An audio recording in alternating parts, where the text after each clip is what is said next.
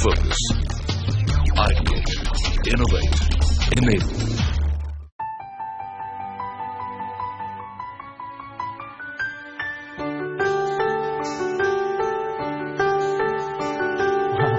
That was quick.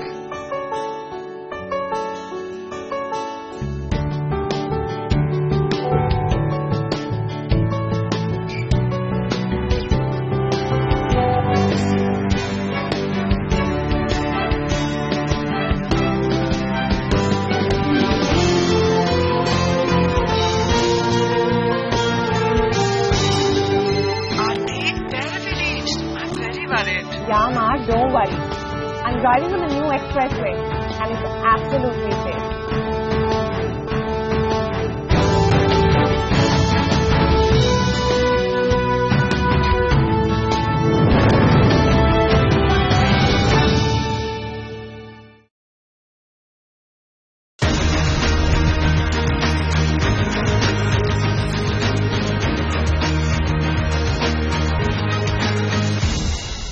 Hello and welcome to the second edition of PwC Presents The Winning Leap in association with CNBC TV18. This is a show where we look at how businesses create value, discuss the strategies and opportunities that are vital for their growth, and the various challenges they face in India's economic environment. This week, we take a look at the need for businesses to build trust with all the relevant stakeholders and why building transparency is an important issue. In the last decade, the country has been hit by numerous cases of corruption, which has led to huge losses in the country's exchequer. Building trust with stakeholders is fast becoming an imperative for doing business ethically and transparently in India, and things are starting to look up. According to Transparency International's International Corruption Perceptions Index 2015, India has climbed 9 points to rank 76 in the Global Corruption Index. The government is introducing various initiatives to root out corruption and has set up the MyGov portal that provides a platform to the common man to engage with experts on various issues. What are the measures that the private sector is taking into consideration to ensure high levels of transparency in their business conduct? Joining me to discuss these issues are Vice Chairman and CEO at HDFC Limited, Mr. K.K. Mistry, and Partner Forensic Services, PwC, Mr. Gagan Puri. Thank you both for joining me on the show. Thanks very much. Mr. Mistry, building trust and relationships with all kinds of outside bodies, regulatory bodies, government employees, is critical now. Absolutely. Are large corporates, India Inc. essentially acknowledging this? I think what has happened is with the passage of time, more and more companies, even the smaller companies, have become more cognizant of the fact that if they practice good governance, if they are well liked by the stakeholders, the valuation goes significantly higher. So markets place a huge value to governance, and because of that, a lot of the companies which 20 years ago would probably not have thought of governance are now looking at governance very, very seriously. But there will always be a few companies here and there for whom this will be more a sort of a tick-the-box kind of thing. But compared to, say, a decade back, oh, much more. And significantly more. Undoubtedly, significantly more. Gagan, any thoughts on this? Yeah, I think, one of the key ways to also look at the value trust in relationships brings to a business is also what happens when the trust breaks down. There's a severance of a relationship, a termination of a business relationship, and one way or the other it causes a disruption and not necessarily in a good way. The second aspect that follows immediately following a business impact is a financial impact. I mean, when you look at stuff like commercial litigation and working on fraud and ethics violation matters, we've seen the financial impact going up, whether it's either in terms of claims or it's for compensations or for fines and penalties that you may end up paying a regulator. These are becoming really significant day by day as we go along. And then finally, I think there's a huge impact on the reputation. I think, to my mind, it takes years and years for a company or for anyone to build a reputation. And a small incident, like a breakdown of a trust, can really take years for someone to rebuild and really get that value back in the business. So regulators nowadays are not only asking and expect companies to comply with regulations stringently, but they're also now companies are expected to self-report without the actual regulation telling them that they need to. Do you see that happening? Compliance and how compliance has taken place and what compliance has achieved is such a major item of discussion that it takes up a fairly significant part of the board meeting of several companies. So yes, in that sense, the penalties which have been prescribed under the Companies Act and by regulation in various forms are so stringent that every independent director wants to make sure that compliance is done in the best possible manner. Let's come to outright fraud and corruption. How do you see that kind of being addressed and taken up by India Inc.? And also there's a significant difference between, I guess, the way Indian companies broadly are structured and, say, for example, the same issue in the US, right? I mean, you cannot rule out frauds. Frauds will happen wherever you go. So you have to have your risk management systems in place. You have to have your audit systems in place, your internal control processes in place. And that is why today there is so much focus on internal control compliances. The board is required to report on compliance. The auditor is required to report on how the internal control framework is. So there is a massive focus both from a regulatory standpoint and because of the regulatory requirement by the board on control. India started emulating what's happening in the rest of the world. So, our markers are not very much off compared to, how global corporations around the world see fraud and how Indian corporates see fraud. We see companies investing a lot of money around compliance programs, on fraud, on anti-corruption, and on things like setting up good whistleblower mechanisms, doing a triage of issues when they come up. So really there's a lot more conscious thought that's given to fraud perpetration, I guess, in today's environment than possibly ever was. But is it harder in India? Because, I mean, if it's promoter control, I mean, the point I began by asking you, Mr. Mistry, is that in the US, because it's driven by compensation, I mean, the books can be made up. Here, it's different. I mean, if the promoter, there'll be promoter entities, related party transaction, cash leakage, that kind of thing. I mean, is it? But there is so much reporting requirement around intergroup transactions and related party transactions, that one of the first things any independent director looks at, and particularly an audit committee looks at, is interrelated or related party transactions. So it has come under a lot of focus. I agree with you that there are promoter companies and hundreds and thousands of companies which could be owned by the individual, by the promoter. But these measures which have been put in place in terms of specifically looking at interrelated items is, I think, now probably much more in focus than was the case 10 years ago. Also important is the consistency in the message. You can't have a differing policy for, let's say, the higher management and the one for lower. For example, you may tend to treat tampering with an expense statement, saying, oh, that's a small fraud and, we're going to overlook that. But at the same time, you have a financial statement fraud on the other side. So it just, you need to have a consistent But in reality, it should be the other way around. In reality, if it's the CEO or someone senior in the organization who's perpetuated that, the action should be far more severe than what it would be to a lower level person. How do you see foreign investors, their perception of the governance standards here, and also the role of the board, for example? Foreign investors today have become so, I would say, happy with what they are seeing in India. One is the economic side, the growth potential in a world where everything else is slowing down. India is really the only beacon of hope.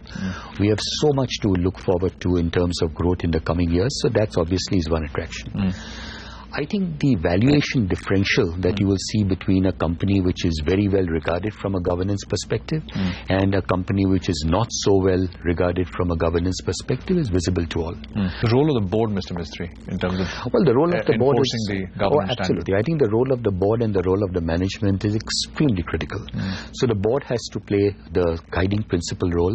The management frames policies. The role of the board is to oversee the functioning of the management, and the role of the board is to ensure that the best possible governance standards are adopted in the company. So the first job that is there before a company is to choose independent directors. And you need to choose directors who are truly independent and who inspire confidence amongst foreign investors.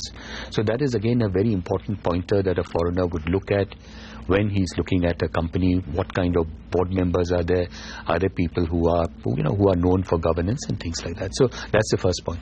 The second point is the chairman of the board has to encourage debate. So I think the role of the chairman is very critical in guiding the discussions around the boardroom so as to make sure that the best possible decision is taken.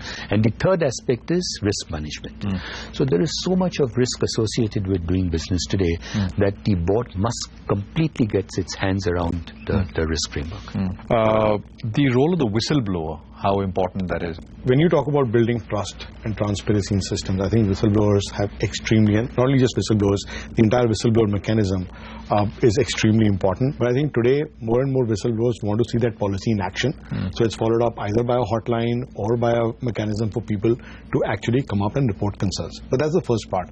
The second part today, when you talk about whistleblowers, is they want to see what has been reported and what action has been taken on what's been reported. I think so collecting the empirical evidence that says the policy is actually working has become as important, or if not more important, than the policy itself. We see a lot of companies today, at least on the listed company side, and even some of the smaller companies which have significant employee mass and or third, external stakeholder mass really coming up on this. And I've seen companies extended to even beyond employees, to vendors, customers. Just to wrap it up, Mr. Mistry, what can companies right now do, according to you, 2 or 3 things that they can do which inspire trust with all stakeholders, which goes beyond just compliance with the stated laws of the land? One is the choice of independent directors. You have to have people with integrity, you have to have people with trust, you have to have people who in the external world are reasonably well known for trust. Second is have a well-monitored risk management policy and put that in public domain. So once you created that confidence among stakeholders that risk management is in place, the board is very independent, then I think confidence comes in a big way. Mr. Mistry and Gargan, thank you very much. My pleasure. Both of you for joining in. Thank you. Appreciate it. Thank you. Thank you. We'll take a very quick break. Coming up, another interesting discussion.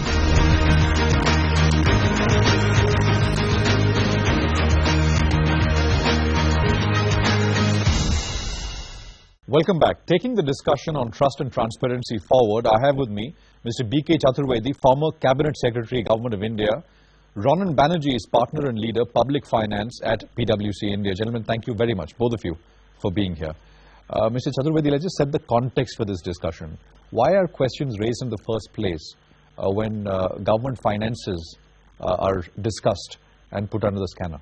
One of the major reasons is that government's budget making is quite often does not give full disclosures.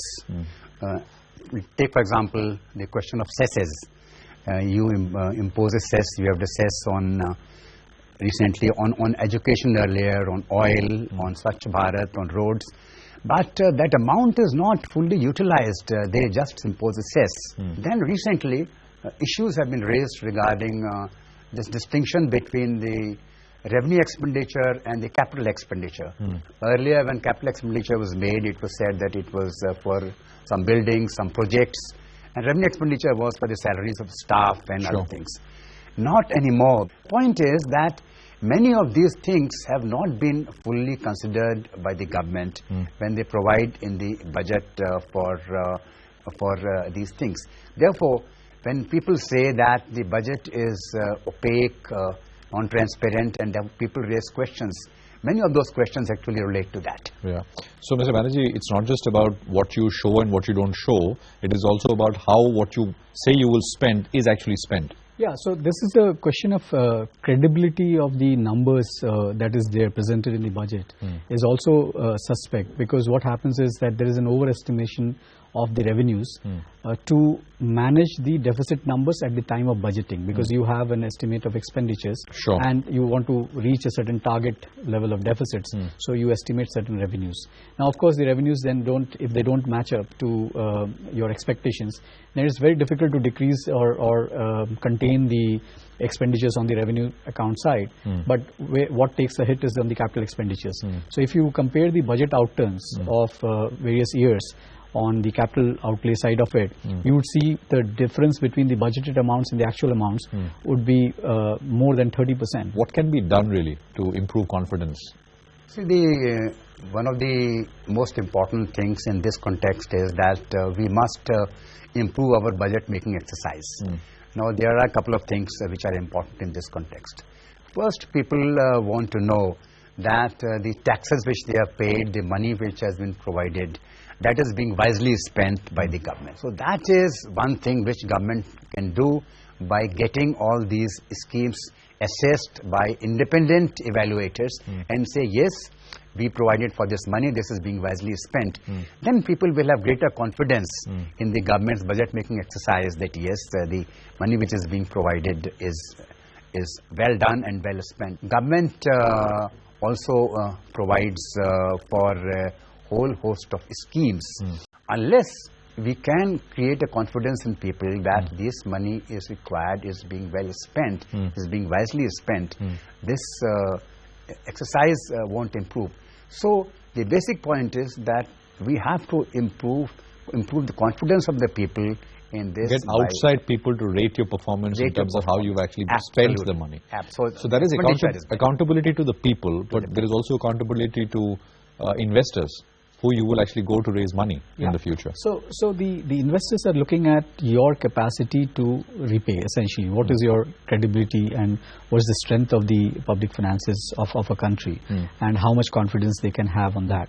Now, if the reporting of many of the expenditures are outside the budget, so you manage many of your borrowings or expenditure, say through your public sector enterprises, or you try to not show all the subsidies that are actually being granted. So then that causes a concern among the investors as to the numbers that are being presented. Even if you look at a single number of the deficits, is that deficit real? And what's the quality of that deficit? How far are we away from actually adopting the international accounting standards? The transparency requirements or the reporting requirements fully, or the disclosure requirements that are there is a lot of gap still to go on that path. And I think it will be a good thing if the Government Accounting Standard Board looks at and pushes for implementation of the IFSIS principles in the Indian. Why hasn't it happened so far, sir? Government feels that it will require a preparation of two budgets. One is the cash budget and other is the accrual budget. And they feel that this preparation of accrual budget is a huge task, and maybe it will take some time. It is a question of implementation, and I think the focus has been more on some of the other things, which is prior to the accrual accounting, which is, as Ronin was saying, improving the accounting standard themselves of many of the things which we don't have. Many of those entries there, they do not really fully relate to the international standards. So those have to be done first. So fix your book and then kind of... Yes, so they are doing that first. Why it has not happened? Possibly because if you are making it fully IFSIS compliant, then many of the reportings that we do outside the budget and many of the disclosures that we currently don't do, we may have to do that, and that may present a, I would say, not so healthy picture of these public finances, and that could be one of the reasons which is not, I'll say, allowing us to go full with a full speed. But would you say there are tangible benefits to adopting this? There would be tangible benefits, as in though in the short term we may the deficits or if combined deficits, when you take into account the contingent liabilities as well as all liabilities, may look a little worse, but then if we do that, then there will be confidence among the investors and all the stakeholders that yes, now we are presenting everything transparently, and when actually people are looking at our finances, they may already be discounting our deficits, or maybe looking at our deficits with a little suspect, with a suspicion, saying that it is probably understated. So if we are actually presenting it in a very transparent manner, it may not be taken that negatively, though the numbers may look a little worse. Adopting these standards, Mr. Chaturvedi, is there a downside to this as well? The FRBM says that we must reduce our fiscal deficit up to a certain level, and we had agreed that we'll reduce it up to 3%. So this is a good financial management. And what is important under these guidelines is more transparency in your accounting matters. If you are giving subsidies, give it up front. In terms of benefits, transparency benefits to the economy, Mr. Banerjee, what are the 2 or 3 areas where you see this happening? So one of the major things would be that if we are more transparent and if we are reporting it well, then there will be more confidence in our stability of the economy and the macro stability and the fiscal stability of the country. That of course impacts the ratings, of sovereign ratings for India, and that would lead to lesser borrowing cost even for the government. And it feeds in that if you have lesser borrowing costs, you can actually borrow more and invest it in the infrastructure that we need, and that would put us in a virtuous cycle of growth and further revenues for the government to spend on further infrastructure. Thank you very much, both of you gentlemen, for joining me on this very special discussion. Thanks indeed. Thank you so much. Thank you. That's all we have on today's discussion. Don't miss the series finale, same time next week, where we discuss the deals scenario in India with leading experts. Until then, from the entire team, many thanks for watching.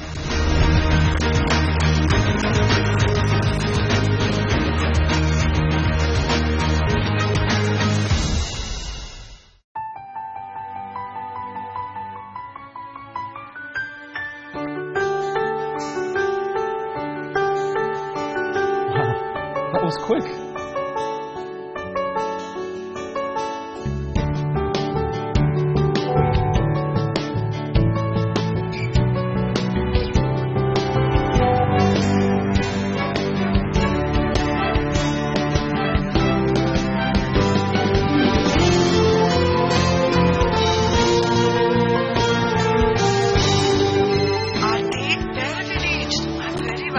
Yeah, Ma, don't worry. I'm driving on the new expressway and it's absolutely safe.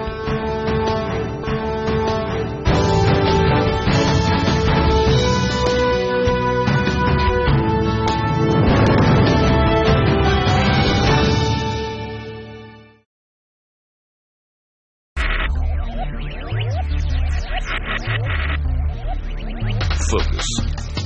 Ideate. Innovate. Enable.